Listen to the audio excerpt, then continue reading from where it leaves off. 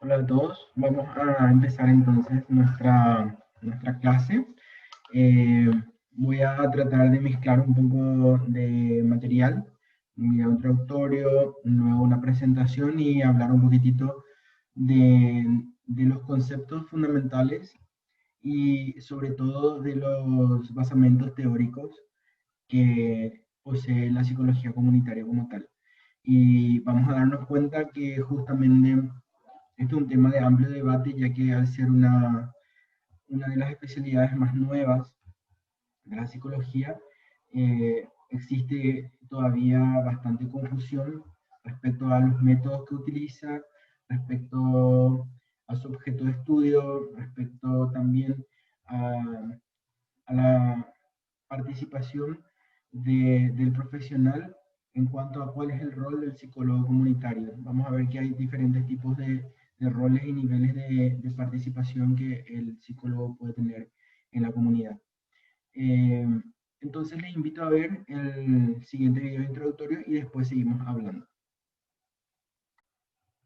La psicología social comunitaria o psicología comunitaria a secas, denominación cada vez más popular, es una de las ramas más recientes de la psicología.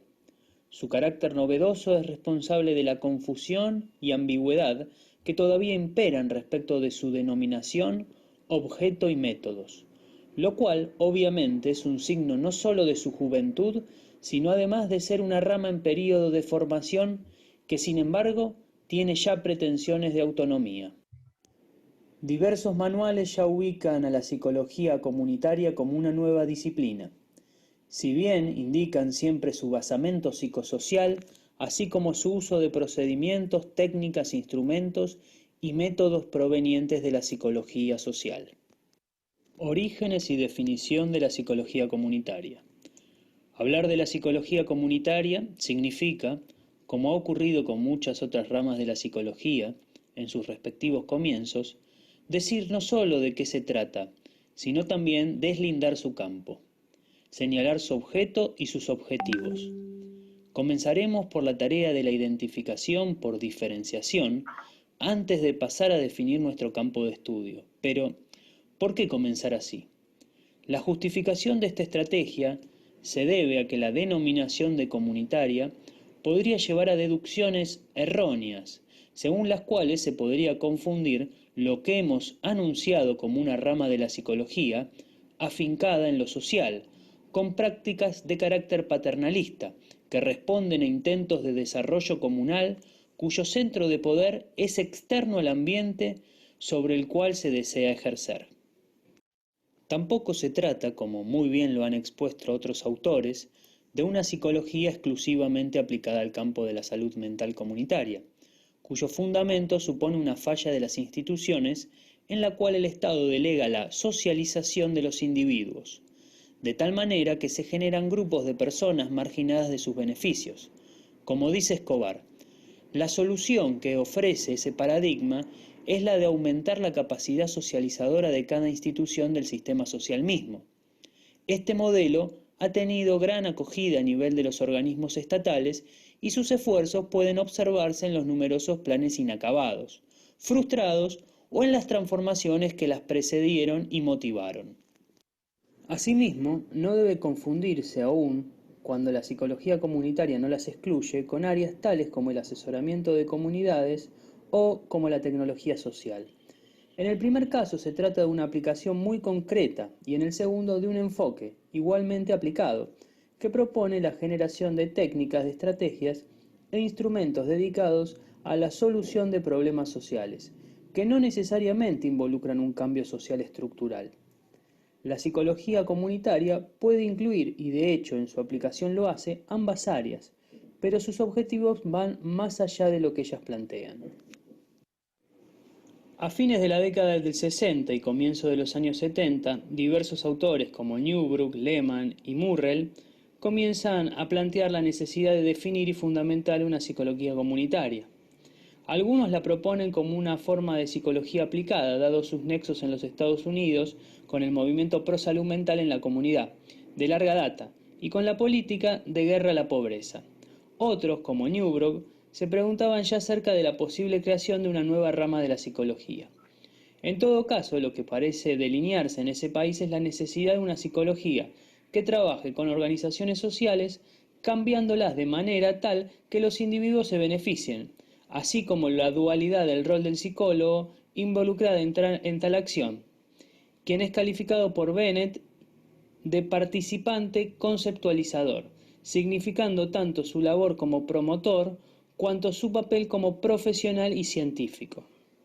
Sin embargo, ya en América Latina, sin apelar a la denominación, pero con un claro adelanto metodológico, desde fines de la década del 50, entre el 57 y el 59, se venían realizando aisladamente, silenciosamente, como suele ocurrir en la región, desarrollos comunitarios interdisciplinarios, en los cuales están presentes todas las características que 20 años después pasan a definir a la psicología comunitaria. Al igual que una particular estrategia metodológica basada en la investigación-acción orientada hacia el cambio social y la concientización. Así, en la obra de Falsborda, en Colombia es posible encontrar ya establecidos métodos y procedimientos desarrollados simultáneamente 2 o 3 lustros después en otras partes de América Latina, como pueden ser Panamá, Perú, Venezuela, Puerto Rico. El objeto fundamental de esta práctica, destinada al desarrollo de la participación comunitaria, consiste en la movilización de un grupo particular, que puede ser una comunidad, para el enfrentamiento y solución de sus problemas, los cuales a través de la intervención de agentes de cambio percibirá en sus dimensiones reales y en sus relaciones con el medio que se presentan. En una primera etapa, años 50 y 60, más que de una psicología comunitaria debe hablarse de desarrollo comunitario, de participación, de autogestión a solas. Se trata de una estrategia, de una metodología, en la cual el aporte psicosocial no ha sido clarificado aún. Solo a fines de la década del 60 y comienzo de los años 70 surgen paralelamente los primeros intentos de sistematizar lo que es ya un quehacer con logros firmemente establecidos en Latinoamérica y una nueva línea de aplicación en Norteamérica.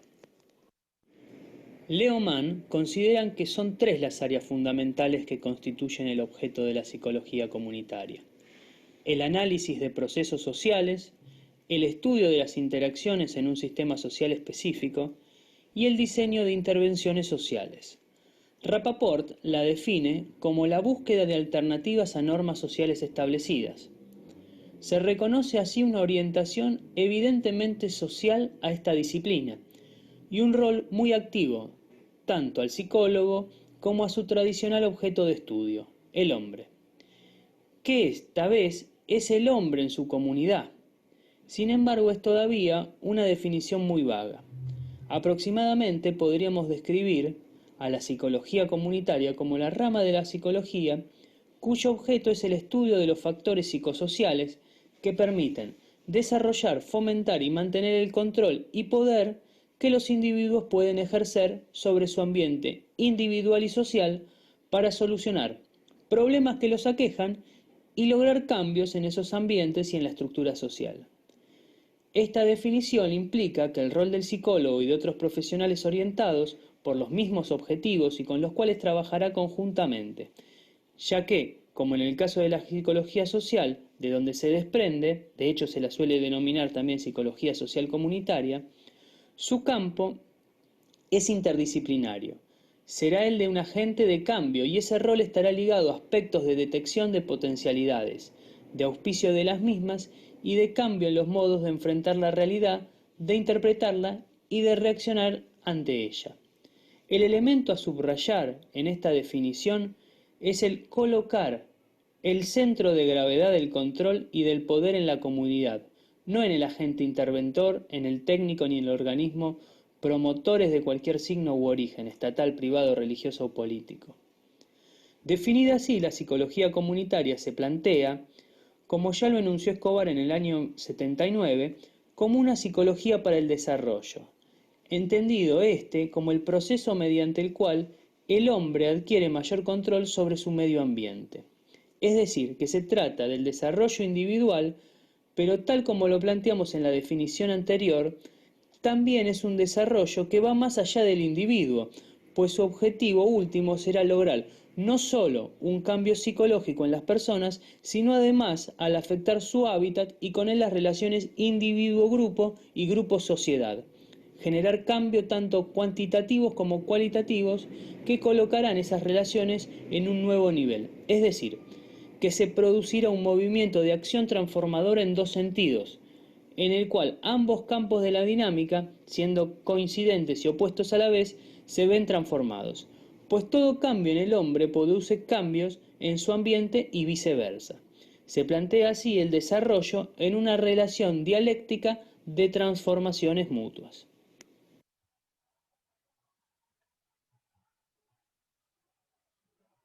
Bueno, en base un poco a la presentación que estuvimos teniendo, vamos a hacer un redondeo de la idea de lo que es la psicología comunitaria como ciencia. Eh, Recordarles nuevamente que si bien existen definiciones y cada uno de los países que fue desarrollando este campo de trabajo tiene también su propia historia y sus propios desarrollos teóricos, reflexivos y pragmáticos. Todavía hay una falta de consenso sobre cuestiones así más acabadas relacionadas con el campo de la epistemología de esta ciencia psicológica. Entonces, fundamentalmente, traer a, digamos, a acotar algunas cuestiones muy importantes que está recalcado en todos los materiales, y es que la psicología comunitaria es una rama de la psicología y sobre todo que deviene de la psicología social. Es por eso que inclusive en algunos países se la denomina con el nombre de psicología social comunitaria. Es un poco el antecedente teórico más cercano que nos puede hacer explicar el porqué de este nombre. Entonces es una rama de la psicología y estudia los factores psicosociales que se encuentran al interior de las comunidades y que determinan los tipos de relaciones que pueden existir entre las personas entre sí. Entonces, por un lado, vamos a ver que además de estudiar esas relaciones entre personas, y en donde se hace un análisis muy interesante también de los tipos de relaciones, por eso es que se estudia bastante el tema del poder, de la distribución del poder. También se hace un análisis de los elementos circundantes de la comunidad. Eso quiere decir que es muy importante también el medio en el cual se desarrollan estas actividades y estos relacionamientos. Ahí trabajamos también un poco el concepto del rol que tienen las instituciones, obviamente desde la visión del ejercicio del poder, y cómo ese relacionamiento mutuo entre los individuos entre sí y entre los individuos de las instituciones, los individuos y el propio medio, entonces configuran un conjunto de situaciones que determinan un escenario en donde se va, digamos, desarrollando cierto tipo de situaciones. Entonces, por eso la psicología comunitaria apunta a poder desarrollar las capacidades de los individuos en esto de lo que se habla mucho en la promoción de la salud. La promoción de la salud habla de que promover la salud es dar justamente a las personas el poder para hacerse cargo o para manifestar un cambio en la calidad de la vida, ya sea de forma individual, y esa afectación de forma individual también implica digamos, una sinergia con las personas con quien convive, y ahí está un poco el aspecto comunitario, y también con el ambiente, ¿sí? Entonces, es por eso que la definición en sí habla de que permite generar cambios en el ambiente, pero a través de las actitudes y capacidades dentro de las personas. Y ahí, al hablar de estas capacidades, hablamos de que muchas de estas capacidades son capacidades psicológicas, ¿verdad? Comportamentales, y ahí hablamos justamente de los hábitos, hablamos de las competencias que tienen que ir surgiendo en las personas para que éstas puedan entender la problemática, puedan comprender la situación en la que se encuentran, tener un análisis exhaustivo, y a esto nosotros le denominamos diagnóstico comunitario, pero mirando el panorama de una manera general, o sea, desde el aspecto eh, cultural, desde el aspecto histórico, desde el aspecto geopolítico, geográfico, de población, ¿sí? Entonces es como ayudarle a las personas, poder ayudarle a las personas que tengan un análisis más, digamos, crítico, y sobre todo que puedan relacionarlo con las situaciones con las cuales conviven en su comunidad. Y ahí un poco, dice, como dice este video, como dijo el video de la introducción, el individuo puede alterar su conducta y de esta manera puede favorecer su bienestar. Entonces, altera una condición, puede llegar a alterar una condición que inicialmente pudo haber sido de riesgo, inicialmente pudo haber sido negativa, y ahí trabajamos un poco con los determinantes sociales, la teoría de los determinantes sociales, que nos dicen que hay determinantes que no son ni buenos ni malos, pero que al estar cargados con cierto tipo de características, pueden configurarse como un factor de riesgo, o puede configurarse como un factor de, digamos, protector de la salud. En ese sentido, por ejemplo, el relacionamiento humano, si es que es, vamos a decir, orientado desde la intolerancia, desde la, digamos, la agresividad, puede tornarse un factor de riesgo para la salud mental, ¿verdad? Para el desarrollo de patologías en esta área.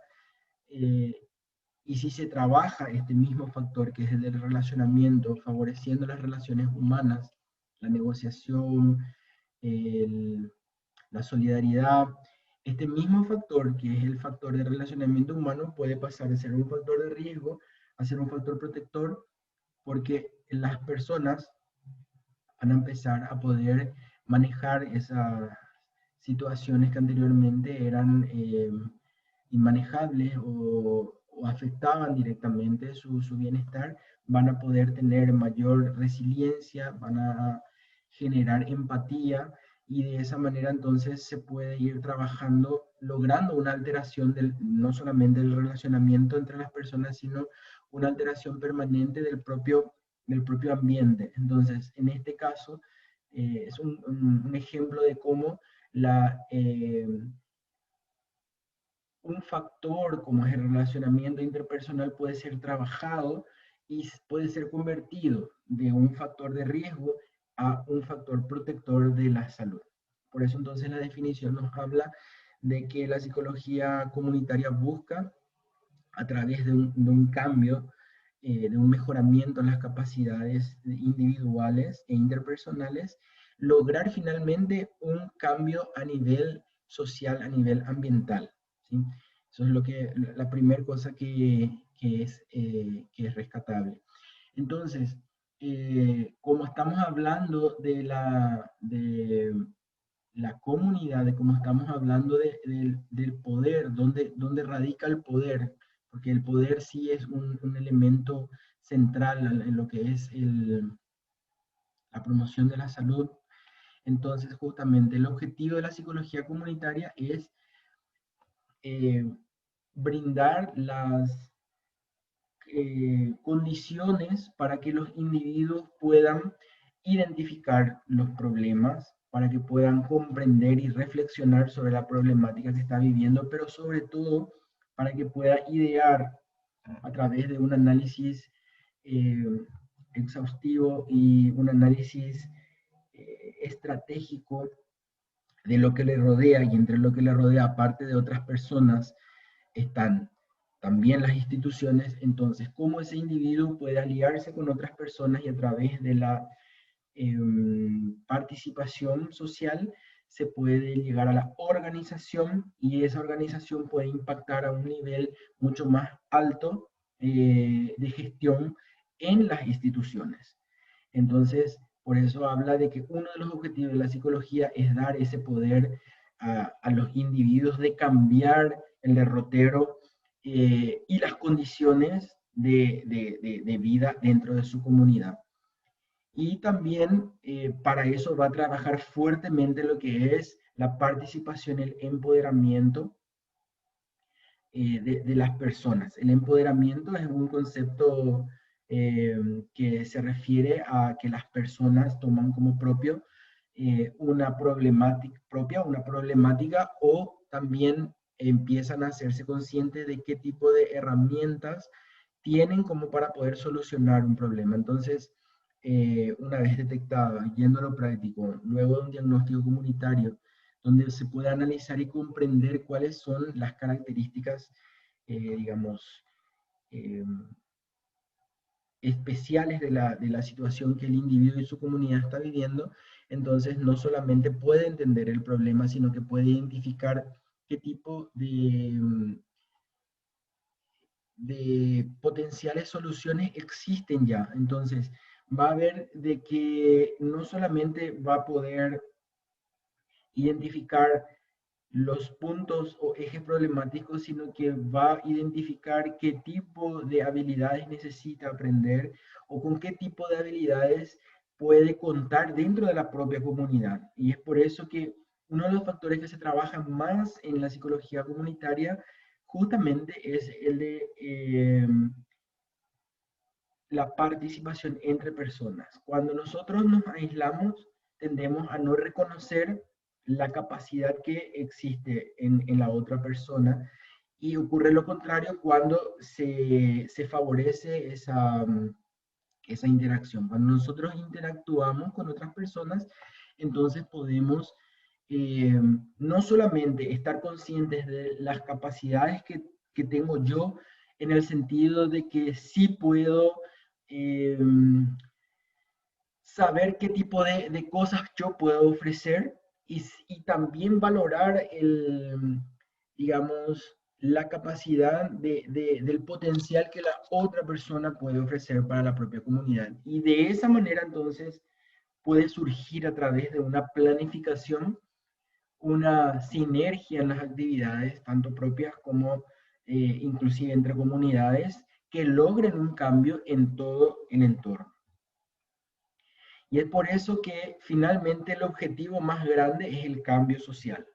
Y vamos a ver que hay vertientes inclusive que hablan de que para lograr un cambio social hay que lograr un alto impacto, un fuerte impacto en lo que es las políticas públicas, ¿verdad? De hecho, Promoción de la Salud hace énfasis en que es importante lograr un cambio a ese nivel para que estos cambios puedan ser mantenidos en digamos, como una condición de desarrollo que vaya más allá de las situaciones coyunturales de gobierno. Entonces, que estos planes de desarrollo estratégico sí puedan estar relacionados a lo que es digamos,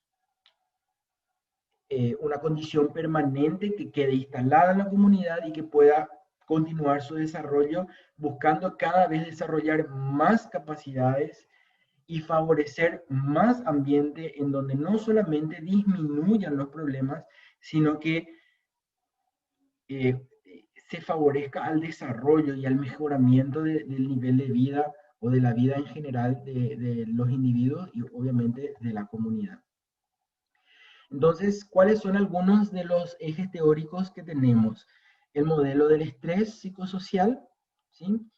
el modelo ecológico, porque estamos hablando de que somos conscientes de cómo el ambiente o la condición del ambiente, la condición ambiental y de los factores que se encuentran dentro del ambiente afectan a las personas, pero también existe ese mecanismo recíproco. Así como el ambiente puede afectar a las personas pueden afectar a su ambiente.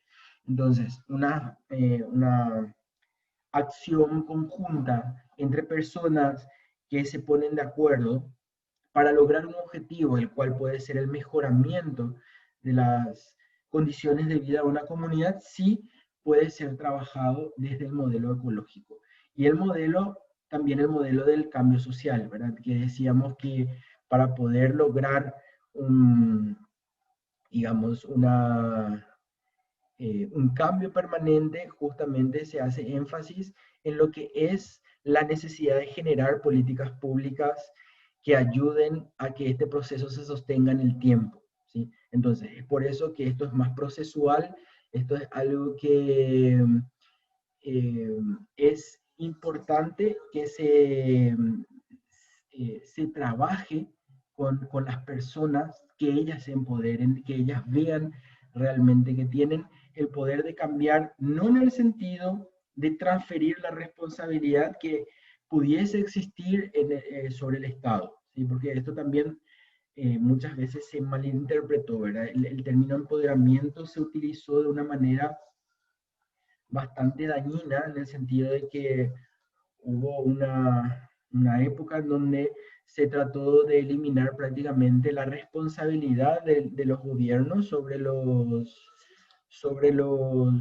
digamos, los planes sociales, las políticas públicas, y entonces eso es algo que hay que diferenciar muy bien. El empoderamiento no se trata de transferir la responsabilidad que le toca al Estado con sus instituciones, sino que los individuos estén conscientes de su problemática y puedan identificar las condiciones que necesitan y las desarrollen, pero así también puedan identificar las condiciones que las instituciones pueden favorecer para que esos problemas se solucionen.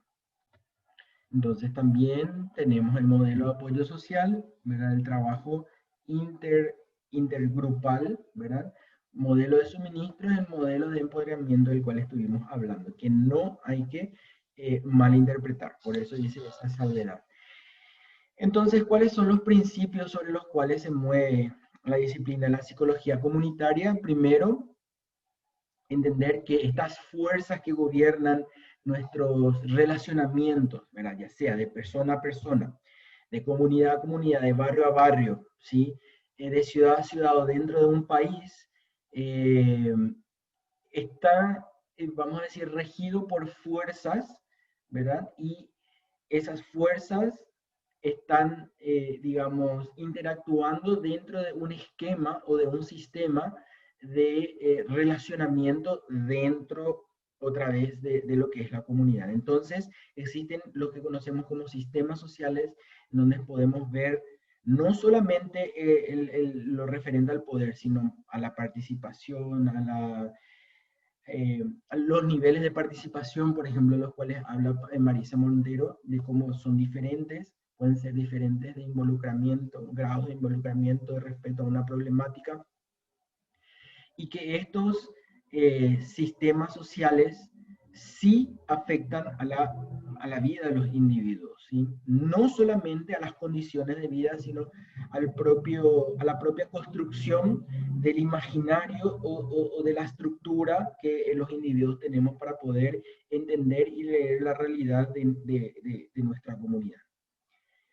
Otro principio importante es que el entorno social es una fuente de recursos y de potencialidades. Lo que decíamos, cuando nosotros analizamos, tal vez en el contexto de un diagnóstico comunitario, el, la situación por la cual estamos pasando, vamos a ir identificando también no solamente potencialidades en otros individuos, sino que escenarios de los que a lo mejor uno no estaba consciente, cuando no se hacía ese análisis colectivo. Por eso que siempre un diagnóstico comunitario debe incluir a todos los miembros de la comunidad, y todas las voces tienen que ser escuchadas de manera que pueda ir surgiendo este conocimiento desde la visión del otro. Es por eso que el concepto del otro o la otredad, el criterio que puede surgir desde el observar de la otra persona, es algo sumamente importante para la psicología comunitaria.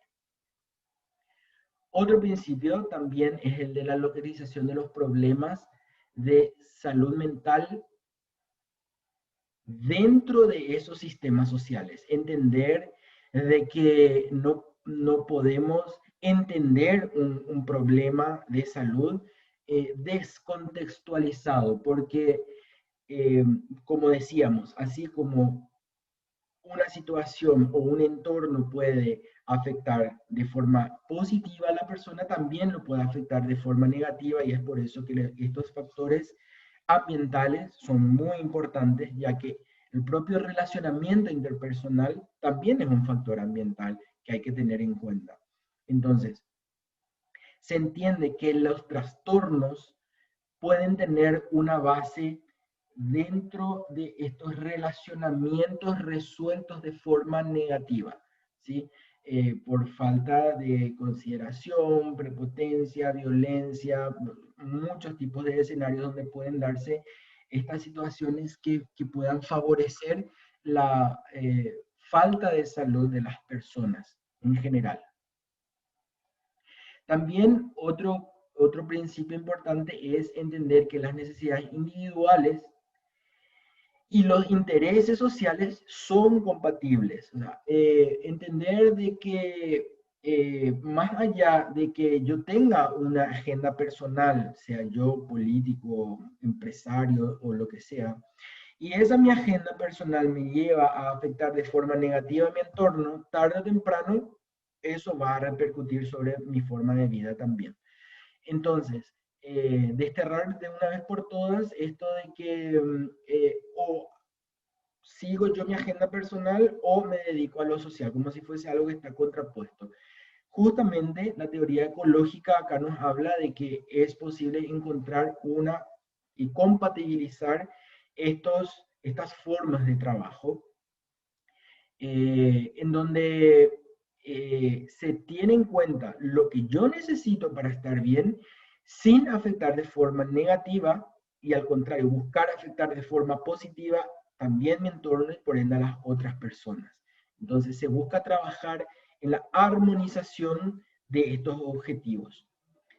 Y por último, que para desarrollar este sentido psicológico de comunidad, que habla mucho de lo que es la pertenencia, todos los miembros de la comunidad tienen que tener acceso a los recursos, a los mismos recursos, porque no va a existir el mismo nivel de empoderamiento, de reconocimiento como miembro de una comunidad, eh, desde una persona que tiene una carencia, y en donde se compara con otra persona que tiene muchísimas más oportunidades. Entonces, al haber esa desigualdad, no podemos hablar de que va a haber una, digamos, una compatibilidad hasta que no se trabaje un tema muy importante para la psicología comunitaria, que ya lo estuvimos hablando también anteriormente, que es el de la equidad. La equidad nos obliga a pensar de que al existir una brecha muy grande entre las necesidades de algunas personas y las de otras, teniendo en cuenta de que las oportunidades de ingreso a las resoluciones de estas necesidades no son iguales, tenemos que trabajar para poder equilibrar esos accesos, ¿sí? En el sentido de que al disminuir estas brechas, sí vamos a poder hablar de que es posible trabajar un concepto de pertenencia a una comunidad. No es somos todos tal cosa, ¿verdad? Porque al tener esta condición distinta, uno tiene otro tipo de ingresos, otro tipo de oportunidades, no existe esa identificación y es muy difícil trabajar el concepto de pertenencia y de empoderamiento dentro de la comunidad. Mirando un poquitito lo que es la historia, ¿sí? Que tenemos en los materiales que se brindó anteriormente y los que van a acompañar este video, también tenemos 5 etapas de desarrollo de la psicología comunitaria. También es importante hacer énfasis de que no podemos hablar de un desarrollo heterogéneo de la psicología comunitaria en todos los países. Eh, en el sentido de que al ser un proceso muy histórico, está muy relacionado con lo que ocurrió en cada uno de esos países dentro del, digamos, del desarrollo de la ciencia psicológica social. Entonces, en este sentido, vamos a ver que cada país no solamente tiene como que definiciones distintas, sino también tiene una historia distinta y tiene un aporte distinto y un poco, nosotros en Paraguay nos encontramos trabajando en determinar cuál es nuestra verdadera línea identitaria relacionado a todo lo que ya hemos ido trabajando en el campo de lo social. Entonces, estas etapas no son etapas que, digamos, son matemáticamente aplicables a todas las situaciones, sino que van variando de país en país y de proceso en proceso. Una primera etapa que es la generación de una práctica psicosocial orientada a resolución de problemas, en donde la gente se organizaba, digamos, la organización social para afrontar cierto tipo de problemáticas que las instituciones no daban abasto. Y ahí un poco es donde algunos teóricos dicen que la psicología comunitaria nace para dar respuesta a la insuficiencia de la psicología social que analiza justamente la relación entre los individuos y sus instituciones. Entonces, la psicología social nace por la insuficiencia de la psicología clínica individualista y la psicología social va un paso más allá. En su segunda etapa, entonces, se va definiendo como una subdisciplina de la psicología social, ¿sí? Como que se va escindiendo y empieza a tener su propio campo de aplicación y sus objetos y sus propias herramientas de trabajo y también los valores que tienen que ver con el cambio, con la participación, con el respeto hacia los derechos humanos, ¿sí? Es una ciencia mucho más humanista y que mira a los individuos más allá de la simple relación con las instituciones, sino que lo ve como un factor, como un objeto, como un sujeto objeto de su propio cambio. Un tercer momento que sería la generación de teoría y reflexión sobre esta teoría. Decíamos que cada país tiene su propio proceso y es como que cada país fue aportando uno o dos teóricos al respecto que escribieron, que describieron y sistematizaron los momentos que fueron viviendo dentro de sus propios países y de los que formaron parte. Entonces, cada una de estas experiencias vividas de forma distinta por cada uno de los países y sus propios teóricos conforman hoy el bagaje de toda la historicidad y también la metodología y las herramientas con que cuenta la psicología comunitaria en general. Un cuarto momento que sería la reflexión sobre la estructura paradigmática de la psicología comunitaria, de qué estamos hechos, cuál es el real objetivo, a dónde apuntamos y cuáles son las herramientas con las que tiene que trabajar la psicología dentro de este concepto como ciencia. Entonces hay como, yo creo que particularmente en Paraguay estamos en este proceso en donde estamos revisando cuáles son los elementos que nos caracterizan a nosotros y tenemos mucha historia de la que tenemos que echar cuenta, ¿verdad? Las organizaciones desde época de la colonia, desde época de los comuneros, ¿verdad? Las organizaciones indígenas, a la llegada de los españoles, anteriormente a eso, tenemos las ligas agrarias, campesinas, una historia riquísima de organización comunitaria que tenemos que eh, repensar y tenemos que evaluar cómo volver a aprender de esas experiencias para poder determinar cuál es realmente la identidad de la psicología comunitaria desde nuestra mirada histórica. Y la quinta fase vendría a ser la ampliación de un campo incorporando otros aspectos ligados a la salud. En este sentido, decíamos entonces que la psicología comunitaria no puede sentarse a pensar, entender y actuar desde ella sola como una disciplina solitaria, sino que va a recurrir a un conjunto de relaciones con otras disciplinas que no solo le van a ayudar a poder interpretar la situación, sino que le van a otorgar o prestar sus propias herramientas que les son propias a esas ciencias para que la psicología comunitaria pueda generar esos cambios y esas capacidades que está necesitando generar en las personas, en los grupos y comunidades y finalmente a nivel de la comunidad.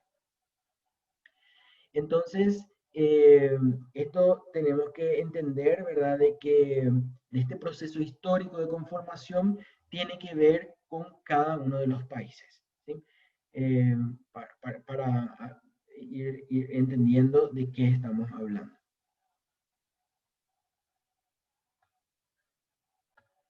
Entonces, para poder reforzar un poquitito la parte de las fuentes teóricas, encontré esta presentación.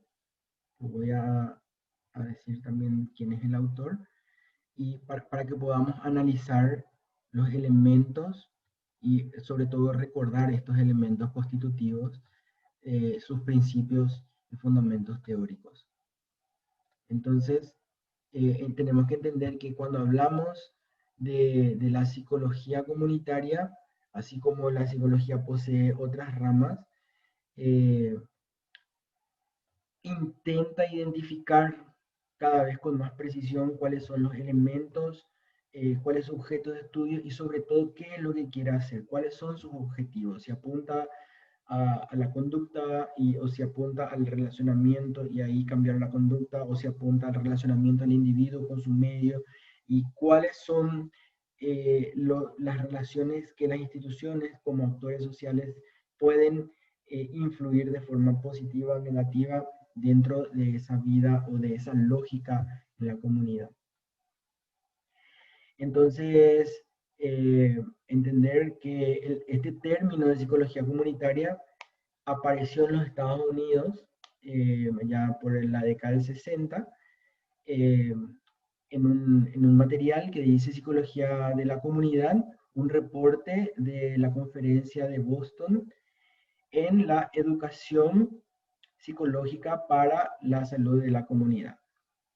Y acá tenemos algunos teóricos justamente que comienzan a plantearse ya desde la década entre el 60 y el 70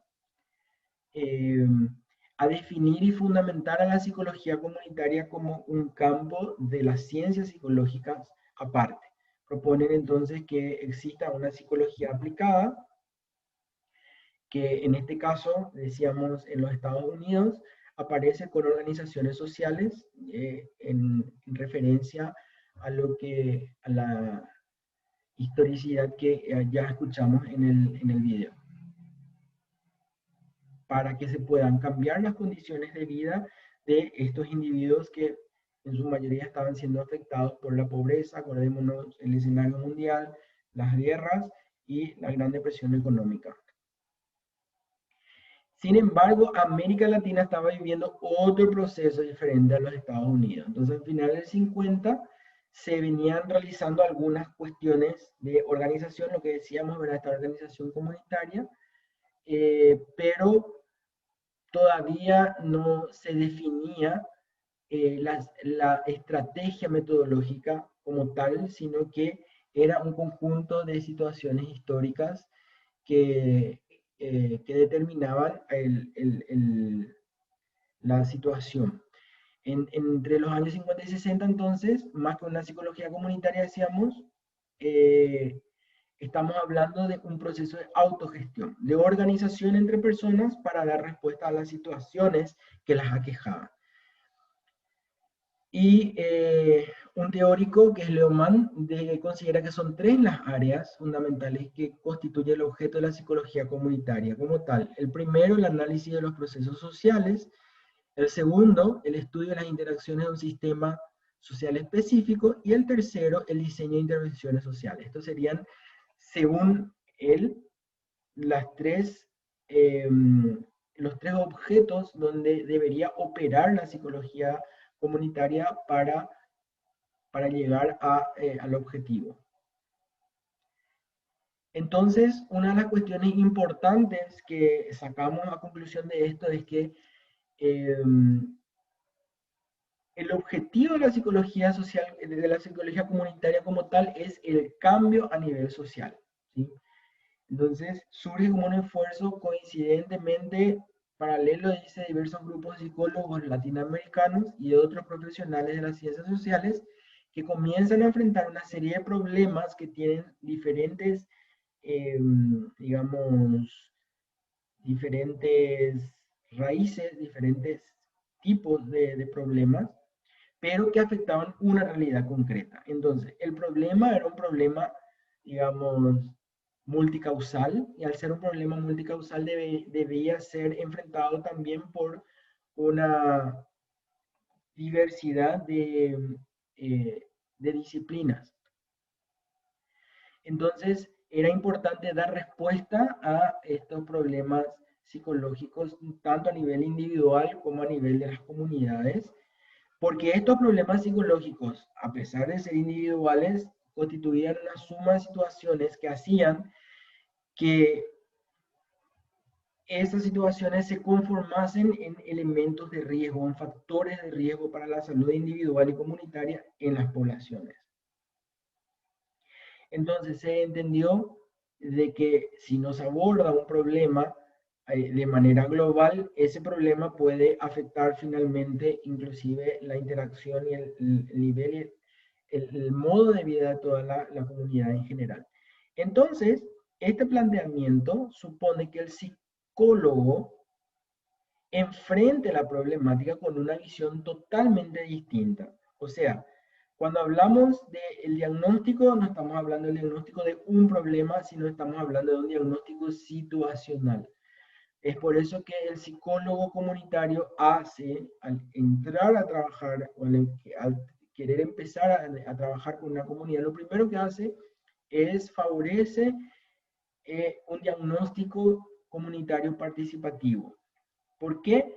Porque él tiene que entender de forma global, y vamos a ver que ese diagnóstico va a ser un diagnóstico con el análisis de muchas aristas, no solamente desde el campo de la psicología, sino que él va a tener en cuenta lo antropológico, lo histórico, lo cultural, lo económico, lo geográfico, muchos factores que están influyendo dentro de lo que es la calidad de vida de las personas y de esa comunidad en particular.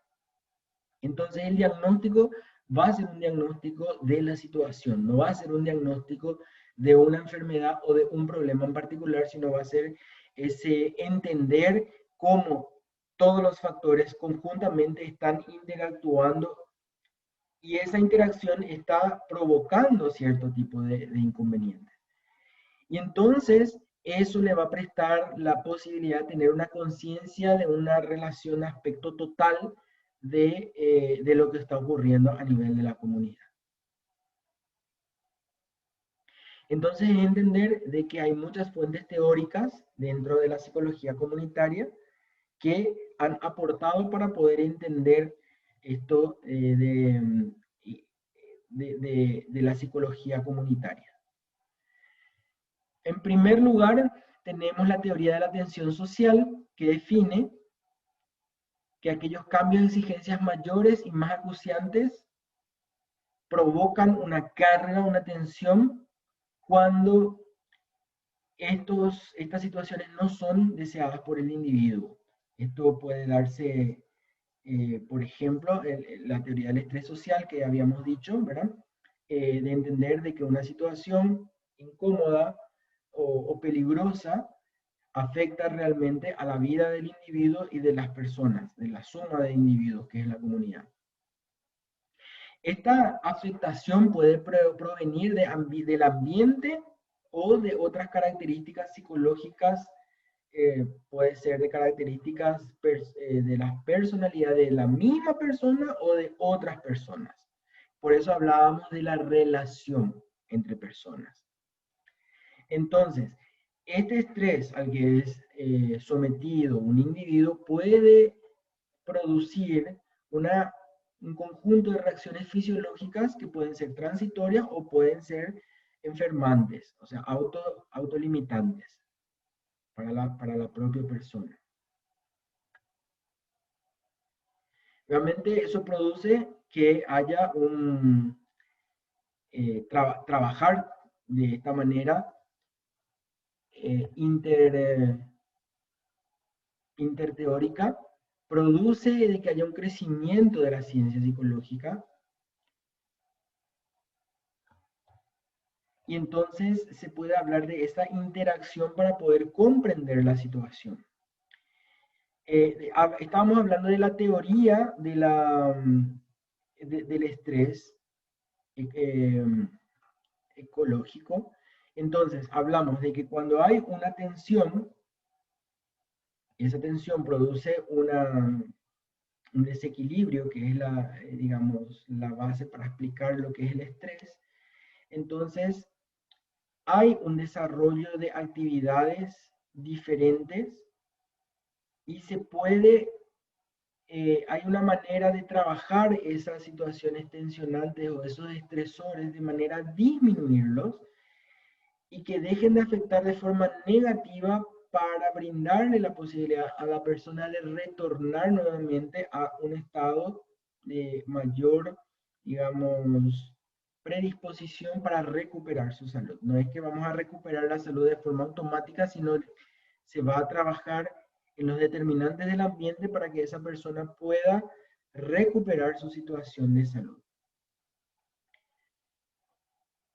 Una reacción psicológica entonces es un aspecto clave para la tendencia a ir considerando que la psicología comunitaria debe consistir en la planificación de estas estrategias comunitarias que tengan en cuenta estos factores, los multifactores, y que esa planificación estratégica finalmente llegue a producir un impacto en la reducción de las enfermedades mentales. ¿Cómo nosotros vamos a saber que el impacto fue positivo cuando hay una reducción de estas enfermedades mentales y cuando haya un mejoramiento en la calidad de vida de las personas en general? La segunda fuente, entonces, es desarrollada por Luis Escobar en Panamá, en donde lo que se habla es de que hay que reconocer que la vida cotidiana produce situaciones que nos provocan cierto tipo de estrés y que es importante reconocer esas situaciones y poder identificar dentro de nuestro repertorio de conductas cuáles son aquellas conductas necesarias para hacer frente a ese estrés que nos provoca la vida diaria. Entonces, aquí también se trabaja un modelo, digamos, de aprendizaje, en donde se identifican las necesidades de aprendizaje, cuáles son esas capacidades que yo necesito incorporar para poder dar respuesta a esa situación en particular. Entonces, Escobar nos propone entender de que ante este panorama presentado por los paradigmas que digamos, le limitan a las personas, el individuo que es apático, desmotivado, es incapaz de plantearse llevar adelante un proyecto, una persona que está con todas esas limitaciones, con esos factores predisponentes, con estos factores de riesgo psicosocial predisponentes, no va a poder empoderarse, no va a poder usar su creatividad para poder dar respuesta a las situaciones. Entonces, ¿qué pasa con esa persona? Se considera que hay una como una parálisis, ¿verdad?, mental, en el sentido de no poder dar respuestas a esas situaciones, y entonces podemos hablar de una colección de síntomas, y no de causas, sino que esos síntomas son, digamos, elementos que hay que analizarlos para poder entenderlos en el contexto y poder abordar la verdadera problemática a nivel individual también. Entonces vemos que la psicología comunitaria tiene un abordaje individual, tiene un abordaje también colectivo. Y entonces en este caso el siguiente concepto que él acuña un poco es justamente eh, el concepto de alienación como explicación integradora. Vamos a ver a qué se refiere. La alienación entonces significa que los individuos se crean expectativas según las cuales sus propias conductas con sus propias conductas puedan llegar a determinar resultados deseados, ¿sí? Pudiendo llegar a la creencia de que para alcanzar esos resultados la única vía posible sea la ejecución de conductas reprobadas socialmente o de desviación, mediante la utilización de medios ilícitos. Este concepto de alienación entonces explica que muchas veces el desajuste en la conducta de un individuo tiene que ver con las expectativas que está teniendo, que siempre son buenas y siempre necesitan atención y apuntan hacia un ajuste, pero que la manera de hacerlo es, digamos, está resuelta de forma negativa. Entonces, frente a esto, tenemos los principios fundamentales, que es el de la autogestión. Decíamos que así como el individuo puede identificar cuáles son los problemas que la quejan, también puede identificar cuáles son algunos puntos potenciales para poder desarrollarlos y dar respuesta a esos problemas. Y esa autogestión constituye el área de estudio de la psicología comunitaria. Cómo trabajar esas capacidades. Estamos hablando de la solidaridad, de la resiliencia, de la creatividad, del aprender, del enseñar. El segundo principio vendría a ser que el centro del poder recae en la comunidad. La comunidad tiene el poder de cambiar su propio destino. Y el tercero vendría a ser que la unión imprescindible entre teoría y práctica no se puede romper. No podemos actuar sin primero sentarnos a ver qué es lo que queremos conseguir, con qué método vamos a utilizarlo. Una vez que se procede o se empieza a trabajar, es muy importante volver a reflexionar, no solamente para comparar que lo que planificamos está acorde en tiempo y forma, sino que ir mirando lo emergente. En la medida que nosotros vamos trabajando, partimos de la base también de que ese trabajo que hacemos va a ir generando situaciones emergentes, las cuales hay que tener en cuenta para continuar con el trabajo más adelante. Entonces, el objetivo de la psicología comunitaria es el de trabajar en la comunidad, trabajar sus factores, y dentro de la comunidad poder identificar cuáles son las situaciones que hay que propiciar o que hay que fomentar para hablar de un desarrollo.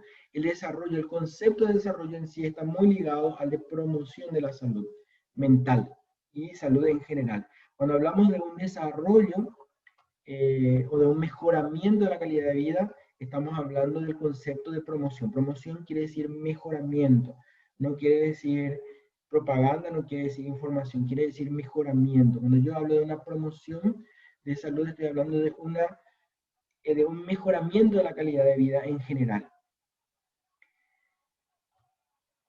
Entonces, la comunidad es un conjunto de individuos que está en permanente evolución, en permanente movimiento.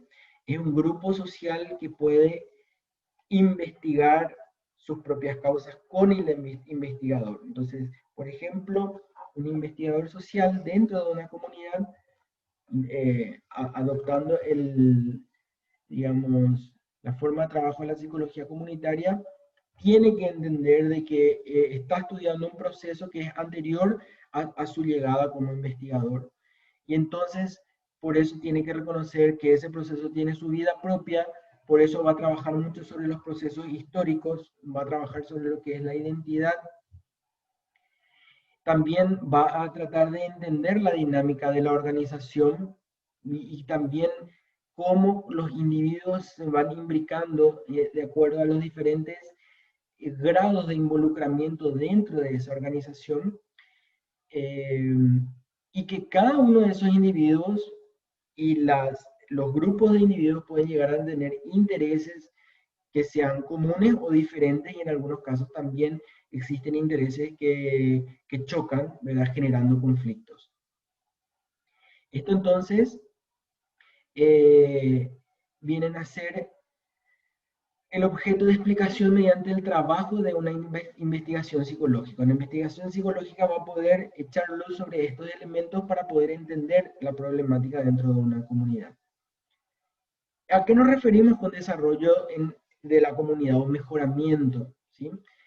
Es el mejoramiento de la acción en conjunto de la comunidad. Es una acción que se produce cuando la comunidad se hace cargo de sus propios problemas y se organiza para resolverlos. Reitero, esto no quiere decir sacar la responsabilidad del Estado, sino al contrario, es poder trabajar con las instituciones y poder generar esa conciencia de cuál es la parte que me toca a mí como individuo, a nosotros como comunidad, y poder trabajar de forma conjunta y concatenada con las instituciones para generar situaciones de mejoramiento y de bienestar. Entonces, esas situaciones nuevas van a propiciar que se creen nuevos recursos o que se puedan aprovechar nuevos recursos que anteriormente no se conocían, y se puede echar mano de esas potencialidades. Les voy a comentar un caso que ocurrió no hace tanto, allá por el 2008-2010, en el Bañado Sur. El Bañado Sur fue uno de los primeros lugares en donde se instalaron las unidades de salud de la familia. Y ahí se planteó el poder ubicar un centro de atención a la comunidad de diferentes especialidades. Entonces, el problema era que el horario de los trabajadores de la salud era de 7 de la mañana a 3 de la tarde.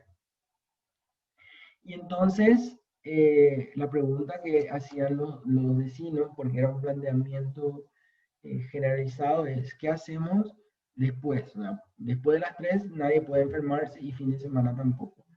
El problema que también tenían era que como no había digamos, sistema de guardia de 24 horas, no había la posibilidad de que haya atención fuera de ese horario.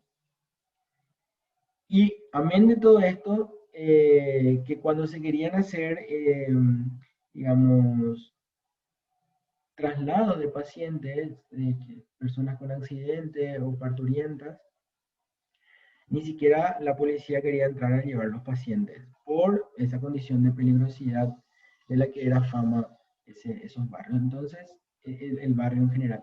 Entonces, ¿qué hicieron los vecinos? Ellos se organizaron y conjuntamente con la unidad de salud de la familia establecieron guardias con vecinos que tenían movilidad propia, y entonces cada día le tocaba a un vecino diferente trasladar a los pacientes al hospital de Barrio Obrero, que en este caso era el hospital de referencia.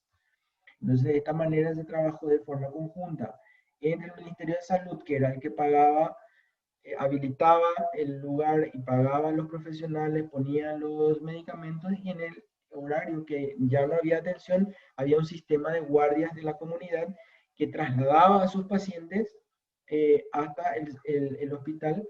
De esta manera se lograba tener eh, una entonces, el desarrollo de una comunidad es el producto de su acción o de su involucramiento, y se produce cuando esa comunidad es capaz de responder a sus propias necesidades, teniendo en cuenta a sus instituciones, obviamente. Y acá es importante también entender de que no hay que llegar al otro extremo, que es el paternalismo, en donde las personas esperan que sean las instancias, las instituciones, el gobierno, quienes resuelvan sus problemas. Tiene que haber un equilibrio entre las responsabilidades de las instituciones y también las responsabilidades individuales de las personas. Como complemento a la presentación de hoy, entonces, vamos a tener algunos videos que voy a estar dejando conjuntamente con esta clase para que puedan tener eh, mayor experiencia desde estos contextos más acabados. Nos estamos viendo en la próxima clase entonces.